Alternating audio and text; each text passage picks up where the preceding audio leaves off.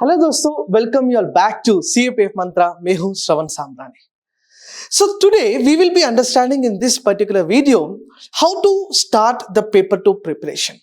CAPF AC examination जो हर साल का एग्जामिनेशन है, इस CAPF एग्जामिनेशन में पेपर 1 और पेपर 2 दो फेसेस का एग्जामिनेशन होता है। दैट इज द पेपर 1 जो पूरा ऑब्जेक्टिव एग्जामिनेशन है, at the same time paper 2 जो एक डिस्क्रिप्टिव एग्जामिनेशन है।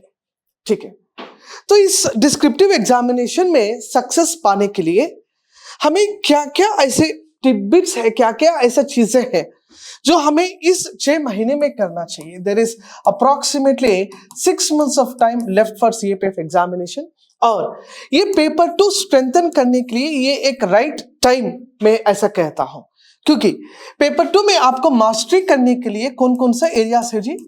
You will be have to do the mastery over essay का पूरा आपका 80 नंबर का पेपर आने वाला है एस्से का। दैट इज आपको पूरा 4 एस्से लिखना होगा आउट ऑफ 6 गिवन एसेस। ठीक है, फिर उसके बाद आता है आपका आर्गुमेंट राइटिंग। ठीक है, ये आपको 40 नंबर अवार्ड करेंगे। यहां पर 2 आर्गुमेंट दिया जाएगा और दोनों में 2 आपको लिखना पड़ेगा।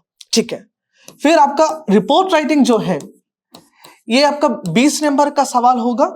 ठीक है, 2 रिपोर्ट दिया जाएगा, दोनों में 2 लिखना पड़ेगा। उसके अलावा आपको प्रिसाइज राइटिंग भी होगा। ठीक है, कॉम्प्रिहेंशन भी होगा, उसके साथ साथ आपका ग्रामर भी होगा। ठीक है, तो सबसे पहले यदि देखा जाए तो एस्से राइटिंग, आर्गुमेंट राइटिंग और रिपोर्ट राइटिंग CAPF एग्जामिनेशन में किस तरह से शुरू किया जाए।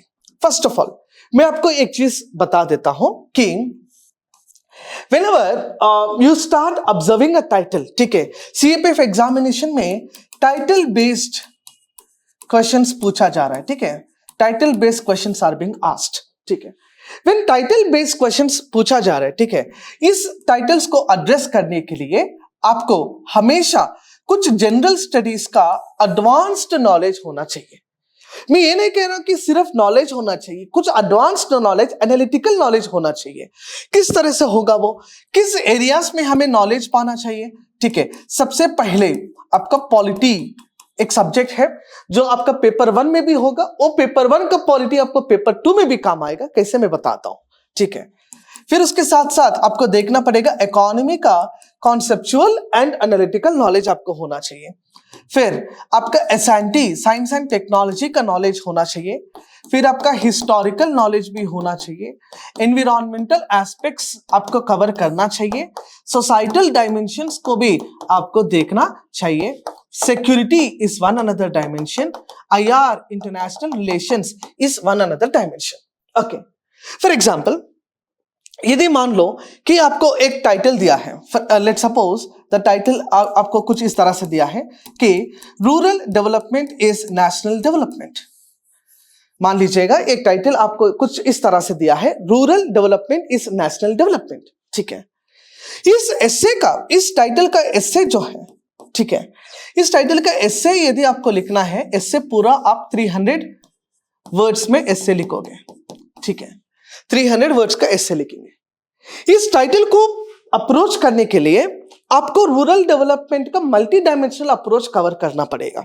ठीक है, for example you will have to cover economic dimension of the rural development. ठीक है, रूरल डेवलपमेंट, इकोनॉमिक डायमेंशन मतलब रूरल डेवलपमेंट कैसे होगा, उसका इंफ्रास्ट्रक्चर इश्यूज क्या है, इंफ्रास्ट्रक्चर डेवलपमेंट किस तरह से करेंगे।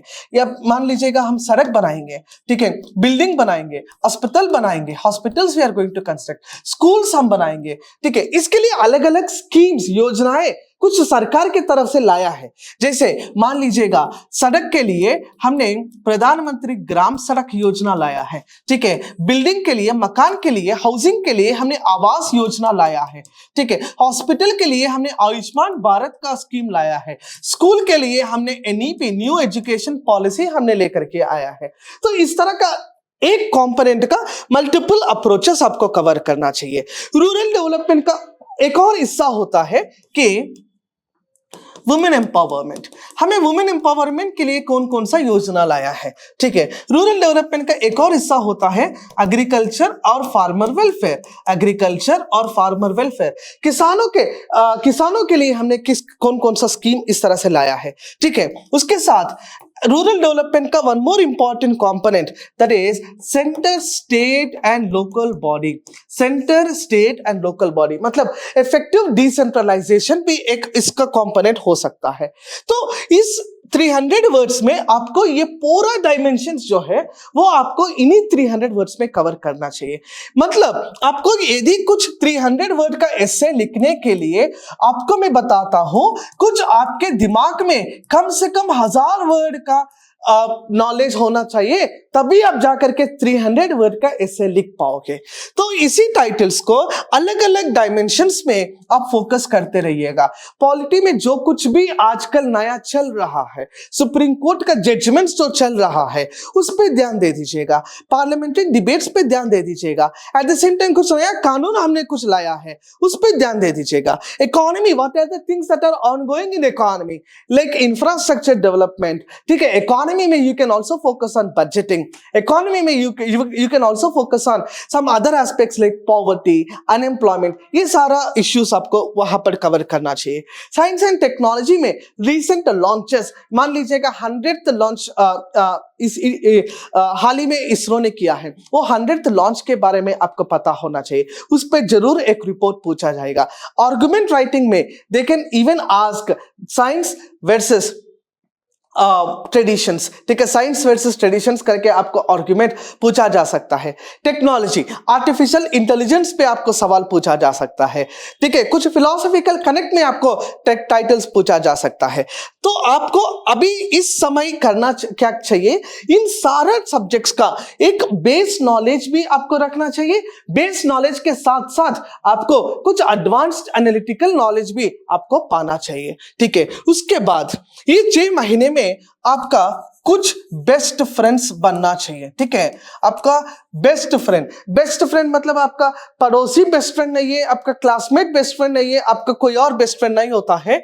इस 6 महीने के लिए आपका बेस्ट फ्रेंड होना चाहिए पेन और पेपर, ठीक है। पेन और पेपर, आपके हाथ में पेन और आपके हाथ में एक पेपर, एक कागज में लिखते जाइएगा, जो भी आप सोचे वो लिखते जाइएगा। एक कमांड के साथ लिखते जाइएगा, एक टारगेट के साथ लिखते जाइएगा। हर दिन जैसे आप नाश्ता करना नहीं भूलते हैं, खाना खाना नहीं भूलते हैं, नींद सोना नहीं भूलते हैं, उसी तरह हर दिन आपको एक एसे लिखना भी नहीं भूलना चाहिए। तो ये एक 2 टारगेट्स है। पेन और पेपर को आप अपना हमेशा अपने साथ रखिएगा, आपका फ्रेंड बना दीजिएगा, ताकि आपका 6 महीने में परफेक्शन अपने आप आ जाएगा। उसी के साथ ये 6 महीने में आपको मैगजीन्स, ठीक है, जो भी मार्केट में मैगजीन मिलता है, न्यूज़पेपर, देखिए असली तो देखा जाए तो न्यूज़पेपर आपको हर दिन पढ़ना पड़ेगा, लेकिन न्यूज़पेपर पढ़ने का इतना समय आप नहीं दे पाते हैं, इसलिए कोई भी करंट इवेंट का मैगजीन पढ़ लीजिएगा। करंट अफेयर का मैगजीन पढ़ेंगे तो आपको पेपर 1 में काम आएगा। करंट इवेंट मतलब पूरा एनालिटिकल मोड में आपको कंटेंट दिया जाएगा, इसलिए करंट इवेंट का मैगजीन्स आप करते रहिएगा।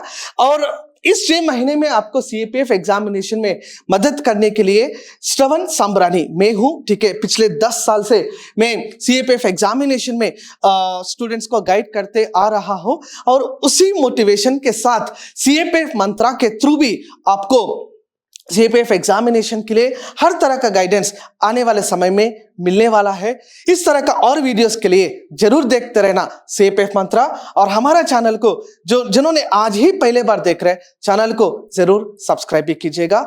बहुत बहुत धन्यवाद। जय हिंद।